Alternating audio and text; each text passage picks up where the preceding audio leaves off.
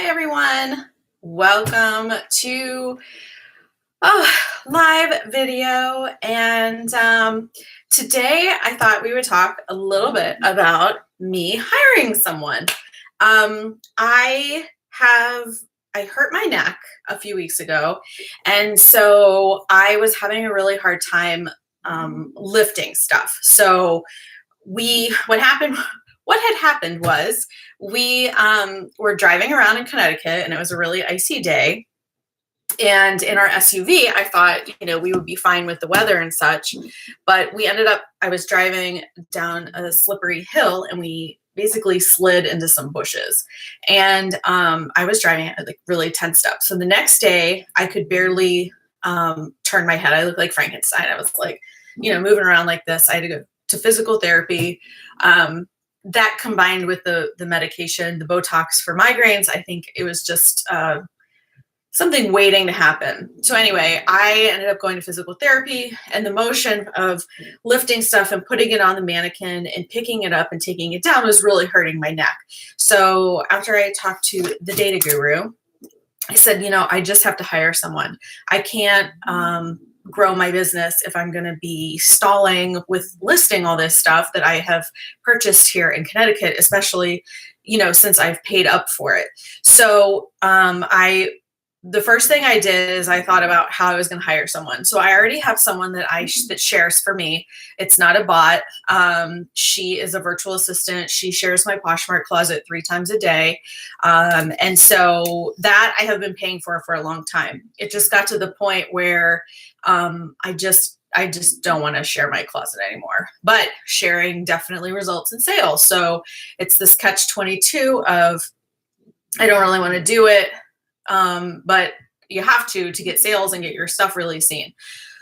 So I hired a virtual assistant a while ago. Now, my background, I have probably hired over 100 people in my career. When I was a social worker, I used to interview all the people coming in, and I would hire them to be on my team or other teams of social workers. I owned my own gym, and I hired my own trainer. So I'm kind of familiar with hiring and interviewing, and not to say that you ever make perfect hiring choices, because you just don't ever know about someone. But the thing about here is that my business is in the downstairs of our house. So this person is going to be coming into our home. So obviously there were a few parameters. They have to be okay with the dogs. I have Winston, which you all know, and Louie, who's snoring in the background. So I have to make sure that, they have to be okay with dogs. I wanted to make sure that I could trust them and honestly get along with them, because the worst thing you want is someone coming, to your house that you can't stand. And so I ended up posting in the Nextdoor app. So I thought maybe if I did the Nextdoor app, I would get people who are in this general area, because you can, in the Nextdoor app, you can be part of like your neighborhood community. And so that way I thought if people were a closer parameter versus someone saying, oh, I live 30 miles away, but I'll come in, that never usually ends up working out. So I posted in there, and I was like really overwhelmed with responses. I put 10 to 12 hours a week, which is what I really need help for. And I put what it was for. So it was for listing. It was for my eBay and Poshmark business. That is the whole purpose of me hiring someone, was to get help for this. So I put, I have an injury, I need some help, and blah, blah, blah. So I actually got a lot of responses. I got a lot more responses than I thought I was going to get. Some people were just kind of inquiring further about the pay, and other people were truly interested. But one woman really stood out to me, and she used to be an executive assistant. She liked photography. So one of the things for me is pictures. And I've taken a lot of videos talking about pictures and the importance of pictures. I've kind of swayed away from artsy pictures in my listings to just straight up pictures of the item. It doesn't look as pretty, but I think it's cleaner. And, we all know that we've all heard the rumors that Google likes a white background. So I need someone who could, take clear pictures, who had an eye for detail, that was going to not only, take pictures, but notice flaws or find things that, might be wrong with these items. Because the last thing I want is to get a bunch of pictures back and they're blurry or they're not exactly of what I wanted photos taken of. And so, she came over, we met, we talked on the phone and then we met, and she came over and we went through the whole thing. She asked great questions of me, like, what's expected of her. You should always tell people what your expectations are, because usually the moment of discord is when your expectations of what that person should be doing don't match their expectations of what they should be doing. And so one of the things that I made sure I was really clear on was what exactly I wanted done during the time frame. So when she comes over, so she came in, I showed her everything. She gave me some really great suggestions right off the bat on like how to make the photography better, how to, make the items look better. And so at that point, I kind of knew she was going to be detail oriented enough that she would be able to, take the pictures, and I could trust that she would find flaws or, make sure she let me know about stuff. So she did give me her resume, so you can almost ask for references. I think references are really important, but usually people will give you references of people they know that are going to give you a good review. Most people aren't like, hey, contact my boss that fired me 3 years ago because, he was a big a-hole. Like, people don't give out references usually. I think in my entire career, out of all the people I've checked their references for, I've had one person and they didn't even say anything negative. It was just these like vague responses. So, you never really know what you're going to get with references. So for me, it was more my feel with her, how she was asking me the questions, seeing some example pictures. I know this is silly, but she had some really great pictures of her cat on her phone, and the cat was like in focus and in detail, and some of them were in portrait mode. So I knew she kind of had an eye for that. So she's helping me 10 hours a week. She comes over in the mornings and she takes pictures. The goal for her is to get about 50 items photographed for me per week. So it works out to about 5 an hour. And I have the stuff ready to go. So I'm steaming everything. I take it out. So my inventory system has changed a little bit where I bring it in, I'm entering it into my database. And then I'm steaming it or washing it or whatever. And then I have a rack downstairs for her, and I just hang up that stuff right on the rack. And she just goes through the rack and does it. And then if she finds something that I didn't catch, she writes it on a Post-it note and just hooks it to the hanger. So it's really nice because, there are some things that she has caught just by maybe flipping it inside out or hanging it up. And that's really, really, really been helpful. Now, the reason obviously I have her coming here is because, like I said, I have the space now. I have the private separate area for my business. And hopefully next week I'll have everything organized and I'll be able to give you guys a tour of my new space downstairs. So that's my goal for next week. But so she comes in and she brings her iPad, she watches her movies, she'll listen to music. If I'm down there, we talk. It's really worked out great. She's retired. So, I don't have she doesn't really have anything else on her schedule. So one thing that I'll tell you that I really was looking for was definitely someone who is flexible. If you've been following me for a while, maybe this is your first time, that my health is all over the place. So I can never know from one day to another what it's going to be like. She's been super flexible. If you get someone who's maybe a stay-at-home mom or their kids are at school, that's great. But you have to remember that window for them then is maybe like 9 to 2. So they can get their kids to school or daycare and then work those extra hours in between.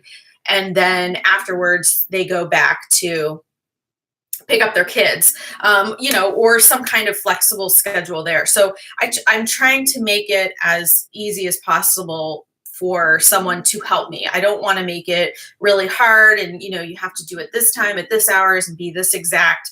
For me, I am prioritizing trusting someone, their detail orientedness, and my comfort level with them over this speed of someone just coming in and blowing through a bunch of pictures. Because at first I was like, well, I think she should be doing more pictures. My husband's like, who cares? She loves our dog. She's really good. You trust her. She is comfortable in our home. And if she were doing like 10 a week, it really wouldn't work out, but it's working out pretty well to be up 50 a week. The other thing is that on days where I have physical therapy, I'm going through this dental treatment single day because we only have one car. So on those days, normally I would be out and about all day. I would get home, I would be exhausted, and then I wouldn't be able to list anything. And so now when I get home, I have 8 to 12 things that I can list while I'm icing my neck or watching TV or whatever. And I don't feel as guilty about having this other stuff to do. And as a result of that, I have actually had more sales. I am currently at the highest number of active listings on Poshmark. I think I have 505 active listings. And I'm gonna do my first income report. I've done it a really long time. Since I'm just getting started again, I think it's a good time to do that. But I think for me, having someone to be able to help me, I probably should have had someone in Virginia, but honestly, we just didn't have the space in Virginia for me to have someone. Now, the other way you can do it, and I have seen other people do this, is you get your stuff and you take it to their house. And then they photograph it there. You can either loan them your equipment, or maybe they have a reselling business or a photography business and they just need extra money, and they need to do it in their own home. That makes me leery. I don't know. I'm so weird about my stuff and so particular about what I sell. I just don't know if I want or trust to have it in other people's homes, because they're just, and I hate to say this, but most people don't take care of the stuff like you do. It's not their stuff. And so you don't know if, something's going to flood there, or if their, child is going to do something, or their dog's going to do something, or their cat's going to do something, or they're going to do something, or they leave it in a musty area. You don't know. So for me, being able to have it in my house is great. Also, if you have someone or someone that owns a business, that maybe you can rent a room or some space from, or just borrow room or space, that's also a really great way to have a separate area for them to take photos. And then you can keep the inventory there and know it's safe and know it's in the right place. So that's another on the flip way to do it, to be able to have someone help you take pictures. Now, obviously, if you're thinking about really growing, if you rent a studio or you have a bigger studio, you can always do something like that. But when you're just growing and getting started, it's really doesn't make financial sense to rent something like that. So if you guys have any questions, feel free to post them in the live chat. If you're watching this after the live chat, post them in the comments below, and I'll try to get to them, because I have really hesitated to hire anyone, partially because I didn't want to pay someone. But the other part is just, like I said, I have to be comfortable with someone with my health. So I had to find someone that was going to really work with me, not for me. I really need someone who's going to work with me and not for me. And so this has really worked out. Now, I also have had someone help me in the past. This was a while back, and it didn't work out. And it's just awkward when things don't work out. But what I will tell you, if you hire someone and it's not working out, is make sure, like I said, your expectations are clear. One of the things I did for her, and I don't know if I have a piece of paper, but what I did is I took a piece of paper and I printed out my pictures of other listings. So how I do my jackets. I had a picture of the front, the back, the tag, how I do my measurements and everything. So she has like a photo book of the way that I want the pictures taken, how I want the measurements done. And so if there's a question about it and maybe I'm not here, she, I'm whatever doing something like this, like I'm doing this and she's going to be downstairs in a little bit, she can just look through the binder and say, oh yeah, this is how I am going to lay the tape measure for the for measurements. And that way it's consistent. So like, let's say you're hiring someone and they're just taking random photos and they're not getting what you actually wanted. Make sure that you do something to help them fix that before you're like, this isn't working. So, like I said, I have the photo book. You could also kind of do a list. You could do like something where it's like, you could do something where it's like jeans, and then you have a bullet point where it's like full front, full back, to fabric tag, size tag, what style or brand it is, everything that you want to know, whether if you think there's hems or alterations made on those pants, the back pockets, if there's pockets, and then get the length and the rise and the waist. So, and then do the same thing for blazers, do the same thing for shoes, do the same thing for whatever, and give them a direct guide of like, this is how you're doing it. So if after that they're still not getting it, then it's fair to say, this isn't working out. I think I'm going to have to find someone else.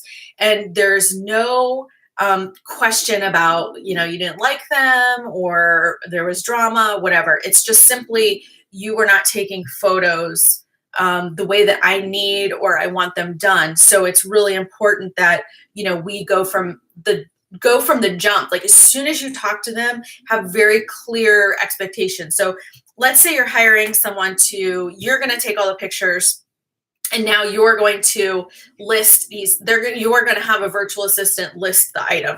This is also a lot of what people do. This way you have total control of your photos.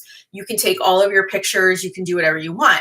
And, if you take enough pictures, the people who are listing for you should be able to decipher pretty much all of the information that you need to actually put in the description of the item. So, if there's flaws, there should be pictures of it. If there's a tag missing, there should be a picture of it. She put like, so if let's say there's a flaw in one of the items, when she takes the picture, she'll write a Post-it and write like, she does this like missing button, right? And then she will this is great. I love that she does this. So then she'll take a picture with this little sign that says missing button with the item. So it's like missing button. So now I know that there is a button missing somewhere where I might not have caught it before, right? So if you take some picture of a flaw, then make sure that the person listing it knows what it is. So if you just take a picture of the bottom of the pants, people aren't necessarily going to know that they're hemmed. If you can tell they're hemmed, or you can tell they've been shortened or whatever, make sure that you're putting a note in there to tell that person that they're there. So there's a little bit more information that you need to provide to someone that you're paying to list the items for you. With the recent seller update on eBay is now going to allow you to have a third-party person who can come onto your account and have separate access. So they won't have access to your finances or anything like that. Your billing, any of those things. You can give them, I think it's to create new listings and drafts. So that's really a great benefit. I wish Poshmark would do something like that. But if you're going to hire someone to do listing for you, then, now you got to trust someone, especially on Poshmark, who you would be able to have go into your account. So for that, I would really make sure that you're following up on references and reviews and things like that, because the last thing you want to do is give someone access to your account, and then you have some money in there, or you sold a bunch of stuff, and then poof, it's gone into their account because they changed all your information. So and this is something that you should do no matter what, whether or not you have someone who has access to your account. You should be cashing your Poshmark money out every single day. Anytime I have money that is available in Poshmark, I'm cashing it out. I always want a $0 balance. And I do that for a couple reasons. One, I do have a virtual assistant who goes into my Poshmark account and shares my items 3 times a day. Two, I don't trust Poshmark in the sense that someone can't hack into the thing and make a mass transfer of all of our funds. And 3, if I purchase something on Poshmark using my credits, there's no way to dispute it with my credit card. If I purchase something on Poshmark with PayPal or with my credit card, and let's say you open a case and they rule against you, even though you know that it's in the wrong, you can open a case with your credit card or open a case with PayPal. Whereas if you are buying something with Poshmark credits, you are completely reliant on Poshmark's customer service, which we all know is terrible, to deal with your situation and remedy. And there's no additional step you can take. There's no additional step that you can take for that. So those are the 3 reasons that I'm always cashing my money out. So just a reminder for that while I'm doing this video.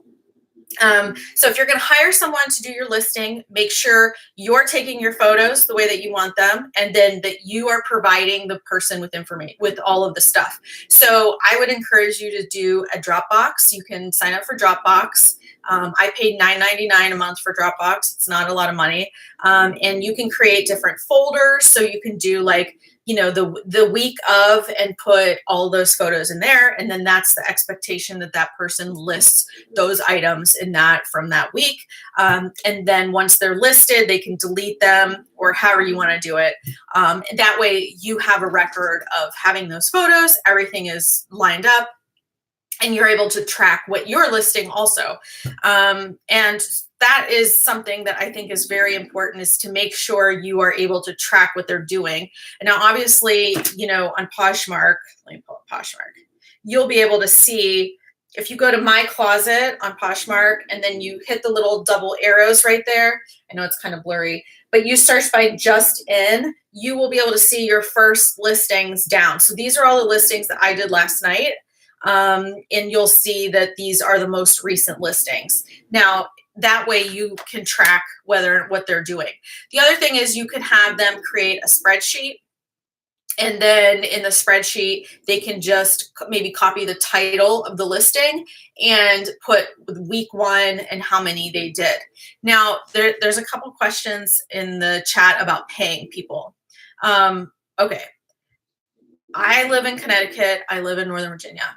It is expensive to live here. I have made the decision in my business model to pay people a little bit more, simply because I can't afford it right now, and I want to make sure I'm paying someone a little buffer, because I want them to enjoy working for me.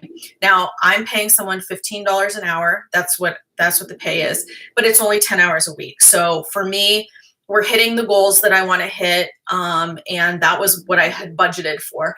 Now, if I had someone that I had to train more, I would probably have started them at like $12 an hour, and then bump them up as we got moving. But she caught on right away, and there's been very, very little additional training and conversations I've had to have. So I feel comfortable with that.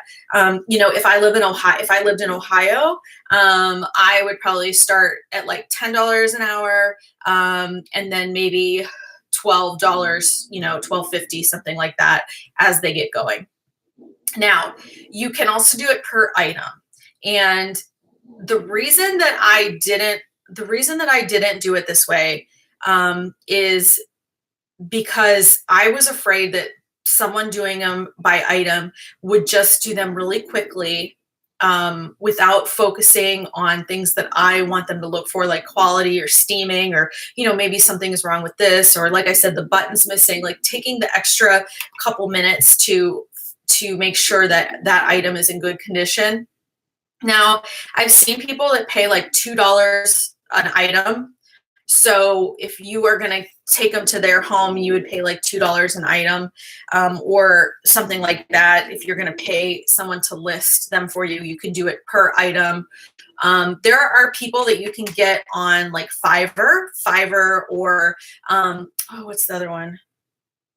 Hey, Aaron, what was the name of that website that we got Nate from the podcast guy on?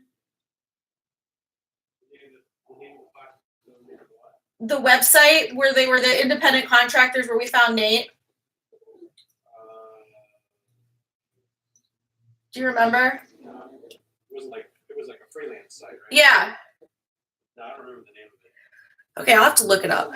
I'll look it up when we're done, and then I'll put it in there. But it's like a freelance site, and you can hire people to be in. You can hire people to pretty much do anything on it. Oh my gosh, what is the name of that site? This is going to drive me crazy. But it's kind of like Fiverr, where you can go on and you can get people. The other thing you can do is ask around in your circle. The only thing I would tell you about hiring friends and family is it can get ugly. I know that if I hired my sister, there would be a lot more discussions and fighting about, she wants to do it her way. I want her to do it my way. We would have creative differences, let's just say, on how we want things done. Plus, you bring in the life history of me being the big sister, being the bossy big sister, then it just adds all sorts of baggage to the situation. So, I would rather pay someone, a third-party person, to come in and do it than Upwork. Thank you, Kimberly. Thank you. Yes, Upwork. So we have found several people on Upwork. They did a great job. I did hire someone on Upwork who was from another country to help me with my blog. And she did speak English, but her grammar and stuff for the blogs was not really up to par as far as the English language. And so I always had to go in and like re-edit the blog post.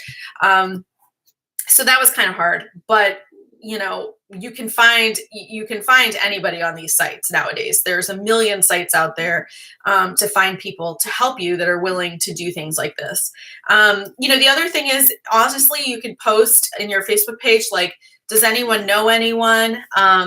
That's also backfired. That's also backfired on me because I did that with my sister-in-law for a babysitter. She got a nanny from care.com. And she basically quit the first night, gave them 0 notice. And so I posted. And so one of my friends was like, oh, hey, I do have someone I can recommend to you. And, normally that works out because the person recommends someone and they don't want to disappoint them. But that woman never showed up for her like meet and greet. So that didn't really work out either. But, normally you get people who are like, what do you call that? Like there's a level of embarrassment that you don't want to have. Like you want to do a good job if you are recommended by someone. You don't want to, kind of crap the bed if you were recommended by someone. So there is a little bit of loyalty, a little bit of kind of pride that goes into your work when someone's like, hey, let me recommend this person for you. But it's also a disappointment when you recommend someone or get recommended, and then that person falls through. So for me, I just decided I'm going to go the third party route and find someone. And it has really, really, really, really worked out so far. We just talked this morning. I felt really bad. So she's using let's talk about gear. So she's using my old iPhone 8. I got an iPhone 11 when they came out. And so she's using my old iPhone 8, which really works out perfectly because those photos from the iPhone 8 automatically load into the iCloud. And then I'm a Mac person. I have everything I own is Mac. So when I'm sitting watching TV, icing my neck, all of those photos show up on my iPhoto and I can take them directly from there and list. So I don't even have to go get the phone, upload the pictures. I don't have to do anything like that. So if you have like an older phone, if you have Mac stuff and you have Apple stuff, I'm not familiar with Samsung. So I don't really know how all that works. So, but if you have Mac products and you can get something like that, like an older iPhone or even an iPad, you could probably use an iPad. and get them to take pictures on that, then it's all around you. You have it on, like I'm on my iMac right now. And if I click on the iPhotos, all of those pictures she took from the last however many weeks will show up on there. If I open my laptop, they're all on there. So it doesn't matter where I am or what I'm doing. It's really fantastic because they're there. So you want something that's super easy that you can get those photos. We tried to use my DSLR camera, but it was really hard down there with trying to take pictures of the item on the thing and then taking it off and moving it and the lighting. It just didn't really work out the way that I wanted it to. So you have to figure out some way, if you're going to have them take photos, there has to be some way for them to actually take them. You want to make sure that they're clear, they're quality photos. And this just happened to work out perfectly. Now she does also have an iPhone, but I don't think she wants like 20,000 pictures of used clothing on her phone. I don't even want that. But here I am, every time I fly anywhere, that's the big joke that I sit there and delete all the pictures from my phone while I'm listening to music on the plane. So let me think, what else? Do you guys have questions about hiring anyone? I mean, like I said, I have hired probably at least over 100 people I've hired in my career as a grown adult woman. And so, you know, I do have quite a bit of experience with that. I've also hired some losers. So, you know, there's no shame in, you know, hiring someone and it falling through. I don't know if you've ever watched any of my other videos, but I did have someone who worked for me for a long time. He was considered part of our family, and he was going to buy my gym when we moved, and he totally, it was a horrible experience. And you know, so you really never know. It could be the best person in the world and they'll stab you in the back just as much as a stranger. So, you know, it's really hit or miss, just like anything else. But, you know, even this is also a great conversation if you are thinking about working for someone or you want to help people, you want to be listing. Hi, Mary. Thanks. That's great. Welcome. But yeah, if you want to make extra money and you're like, okay, you know, this is really, really great. I can work. I could do this for someone else. So let me tell you about that. One of the things that drives me nuts is I put in the hold on a second. Louie, you can't be snoring like that. You can't be snoring like that, buddy. Come here. Okay. All right. So, say hello. This is really my coworker here. This is Louie. You guys haven't seen Louie yet. Hey. Do you take pictures? No. Okay. So I got all these messages from people, and like half of them didn't even follow the directions for what I asked. Oh, okay. Okay. Half of them didn't even follow the directions for what I asked them to do. Like they ended up sending me, like one person sent me an email and put like the whole reason wanted to work for me in the subject title, and it was like this long. It wasn't even in the narrative of the email. Or they sent me a thing and they just said they wanted to work for me, but like I actually put in there, please tell me, you know, if you have experience with photos, whatever. Well, nobody did that either. There were a few people who did it. So if you want to do something like this and you're responding to an ad to someone, make sure you clearly describe how you can help them and that you understand what the job is.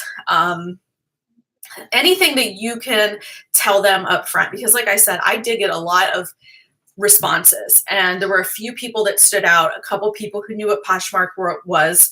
And so those people were the ones that I followed up with because they actually told me why they're interested in the position. There's some people who, you know, just they need extra money and they just write, I need extra money. And to me, like, we all need extra money, but like, how do I know you're going to do what I need you to do and show up and blah, blah, blah. So that's, if you want to do something like this and you want to offer services like that, I would encourage you to kind of take what we've been talking about for the last, 35 minutes and work backwards. So if you're going to approach someone and say, I can take photos for you, or I can do listings for you, and here's why, that will set you above most everybody else, because most people don't take the time to actually clearly indicate, whoa, it is windy today. They actually don't take the time to clearly indicate why they want the job or why they would be good at it, or that they even understand what the job is. I have had people, I could spend hours just talking about people I've interviewed. I had people come to interviews at Children's Services when I worked there, and they would not know what job they were interviewing for. They had no idea what our organization was. They would think they were interviewing for foster care when it was actually Children's Services.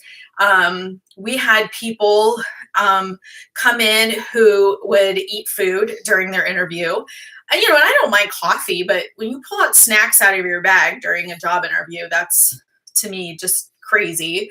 It's an intro to Children's Services job. We have people thinking they were going to make $55,000, $60,000 a year, when I think our starting pay at the time was like $32,000. Mind you, this was Ohio, so cost of living is a lot lower. But I mean, it was just warped views of what you should be doing. But one of the things, and if you're just watching this, I know we're talking about hiring people and stuff, but one of the questions that my husband, if you know, my husband transitioned jobs recently, and I heard him, I was eavesdropping. I was kind of laying by the door listening to his interview. But one of the questions that he asked the person interviewing him was like, what keeps you up at night? And I thought that was a really great question to ask a future employer, because then kind of what problem you could potentially solve for them. People are all asking, people really just want to know like how you can help me. That is why you're hiring someone. And then the people who get in and do a great job. And then the people who don't get in it and don't do well, because the expectations, don't match each other. Okay, I'm going to go through, if you have questions, start asking, I'm going to go through these. I know it takes me a minute to get to these, but I lose my train of thought. Hi, Annie. Thank you so much. I'm glad you could stop by. Yeah, I think the amount of pay really depends on the area you're in, what you can afford. If you, work something out where you start maybe at a lower pay, and then once they get good or they're doing, exactly what you want them to do, you can increase that amount. I think that's the best way to go, almost like a probation period, like for 30 days, it's this much, but make sure your business can afford it. You don't want to get in a situation which I have been before, is the most gut-wrenching experience, where you can't afford your payroll. And so for being able to do that, it'd be just the worst. So when you're doing your finances and doing your budgeting, if you only have maybe $100 a week to have someone help you, but then on the flip side of that, if you have someone to help you for $100 a week, it might help you make $200 a week in sales, or $300, $400, $500. So knowing that having someone help you will help increase your sales, maybe in the beginning, but if you're having someone help you, it's not increasing your sales, and you are increasingly just putting out money to have someone help you and not making any profits in return, that really doesn't make any sense. So, you don't have to pay someone $1 million. People know it's a part-time job, but I think you want to pay them enough to where they're invested a little bit into what they're doing, and making it a priority, instead of just like working at, oh my gosh, when I worked at TJ Maxx, TJ Maxx was like my first real job in high school. And people I think I made $4.50 an hour, and people would call off, no one show up, you just didn't go back. It was awful. So you really kind of want people a little bit invested in you and your business. Let's see. Yeah, Upwork. So if you wanted to offer your services for, like, let's say you want to offer listing services, what I would say is to try something like Fiverr, try something like Upwork. I know I've seen some of the girls post in the Facebook groups, but a lot of them are weird about it, about not promoting your services or whatever in those groups. Those groups are like, ooh, they're so hard to be in. But, if you can get one of them to maybe approve that, social media is another great way. I've seen a lot of virtual assistants build their business through Instagram. Create a little website. You can create like a free website on Weebly.com and just put your services so you look official. And then that way you have like an actual website to send people to. But that way you can make a little bit of extra money, you know what to charge. And the other thing to remember is that resellers are budgeters, they're couponers. And what I have found is that they want a bargain, they want a deal. So, you gotta know that they're not going to pay you $30 an hour to do your listing. But it also may open doors for you for other kind of online administrator, online assistant, online virtual assistant jobs, which could pay $25 an hour.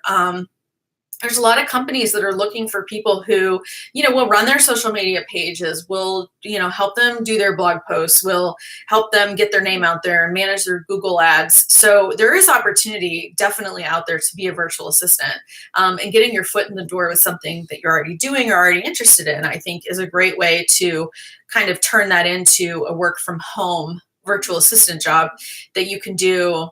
I know if you were here before, you saw me in my sweatpants when I got up to pick up the dog. So I'm business on the top and party on the bottom.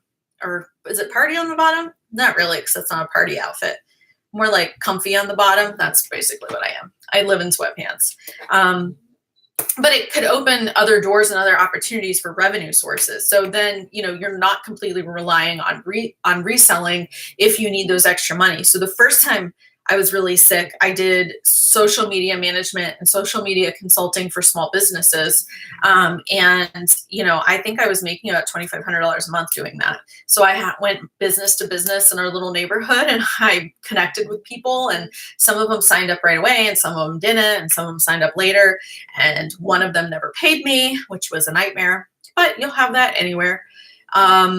And so being able to have that extra income is really beneficial, and you can work on your own terms, which is really, really great. I mean, isn't that what we're all striving for here as resellers? And especially those of you who follow me, that you have issues or health issues, and that, like I do, being able to be flexible and to work from home in your pajamas when you want. I mean, that's really ideal.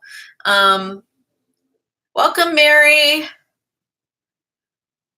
Mary, I think it sounds like, yeah, if you're willing to try it, I think it's a great idea. You could also use, I don't really know how many people use Craigslist anymore, but I'm sure you can post in Craigslist. You can find things like that. Hi, Melissa.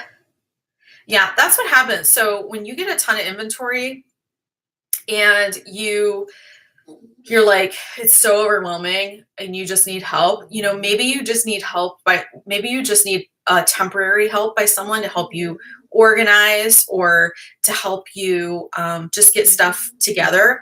What I will tell you is anytime that I've been drowning in inventory, maybe I've found some really great stuff and I bought a bunch of crap, or I've just been lazy about listing, is I break them up into smaller pieces. So, if you take take a little bit, like, okay, I'm going to do one basket or one rack and put stuff on there, and then just block out all of the other stuff there. Because what happens is if you are looking at that giant pile of stuff and you're like, oh my God, I'm so overwhelmed. Louie, he's snoring. And you're so overwhelmed with the stuff, it is incredibly difficult to get back into it when you have like 100 things or 200 things or just piles of clothes. So make them small, manageable chunks. And, like, okay, I'm going to do these 15 things. I'm not going to buy anything else till I get this pile down. But today, my only task today is to do these 15 things. And then if you do those 15 things and you feel like doing 15 more, then do 15 more. If not, do the 15 tomorrow. And if by the time you do 15 a day or 10 a day, you know, in a couple weeks, you'll be totally caught up. But when you look at that, it's like when you make a to-do list. I used to do this like crazy when I worked at Children's Services. I'll just use this. Like you have a list, right? And it's just like completely down here. You'll find yourself doing the easiest things first on your list. And then you have the hard stuff, which, you know, it obviously takes more effort. But you never really get anything done. You never get anywhere because you never end up doing anything on your list. So breaking, it's called chunking or batching, whatever you want to call it, but breaking them down into little manageable things. You know, maybe you're just going to do your pants. Like yesterday, if you go to my Poshmark account, which is Boss Lady Resale, and you sort from Justin, you will see that there's like a ton of pants and skirts, because yesterday I did pants and skirts. That's all I did yesterday. And I batched them. And so that really helped me because they've been in a pile. I hate doing pants. I hate taking pictures of pants. And so they have been in a pile for 3 weeks in my area. And yesterday I just said, no more, I'm doing these pants. And I went downstairs, I took pictures of all these pants and I listed them yesterday. It was just great. So that worked out really well. I wish I could I guess I could, but it's not really done. If you would have seen my office this morning, you would have thought like a bomb went off. Since we moved into this place, we got rid of almost everything in our house in Virginia. It was all like IKEA furniture and just crap. And we gave a lot of it to our cleaning lady and donated a lot of it. So now that we moved into this house, it's like a, what do you call that? Like it's a lot larger and we have a lot more rooms and we have to fill these rooms with things. So I don't really have the storage and organization stuff that I used to. So I have just been throwing stuff, just like dumping stuff in this room, and it has like a bomb went off in here. So I finally got stuff organized, and I'm getting there. There's still bits and pieces. I have a bookcase I need to move in here. So I'm not totally done, but you can at least see my beautiful rug in here now. But it's bits and pieces. You know, today I did this, tomorrow I'll do this, and then the next day and so forth. But yeah, that is kind of how I've been able to stay on track. I hope that this video helps you. If you likes it, obviously, I hope you give me a thumbs up. If you have your own ideas or your own, like maybe you have hired people,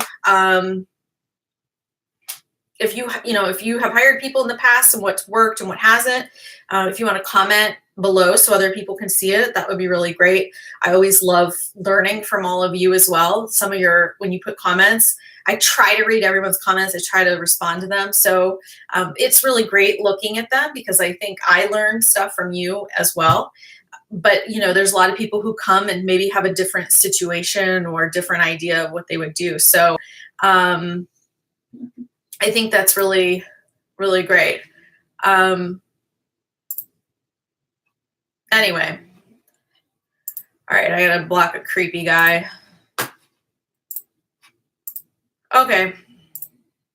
So that's what I want to talk about today. I think it was important to share this information, share my experience, hide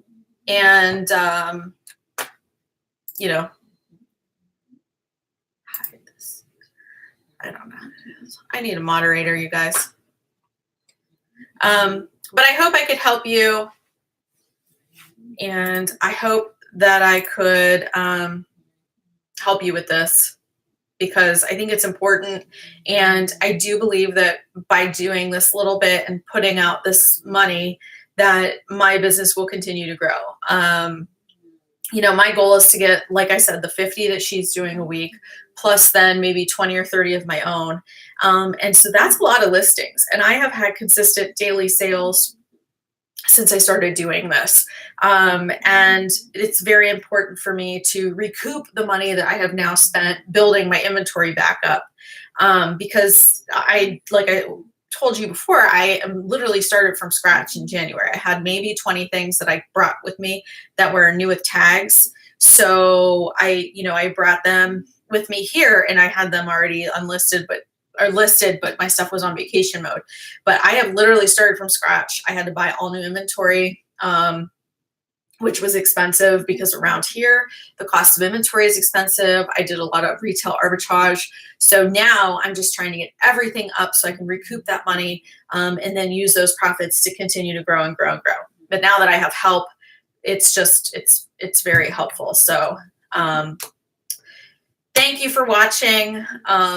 I feel like I just talked like the micro, what was that guy from the Micro Machine guy? You guys remember him? He's like, blah, blah, blah, blah, blah. The commercials, he was so fast.